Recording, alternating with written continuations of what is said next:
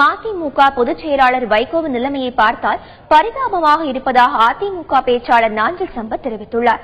நாமக்கல் மாவட்டம் பள்ளிப்பாளையத்தில் நடைபெற்ற அதிமுக பிரச்சார கூட்டத்தில் பேசிய அவர், தேமுதிக தலைவர் விஜயகாந்தை முதலமைச்சராக முன்மொழிய வைகோ மிகவும் சிரமப்படுவதாகவும் தெரிவித்தார்.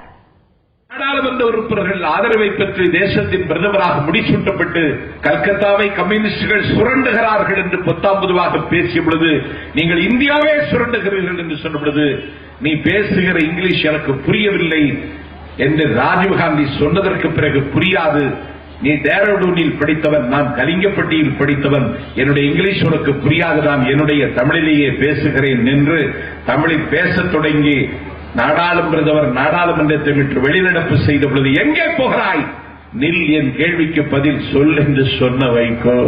என் பெருமைக்குரியவர்களே, விஜயகாந்தை முதலமைச்சராக முன்மொழிவதற்கு ரொம்ப சிரமப்படுகிறார்.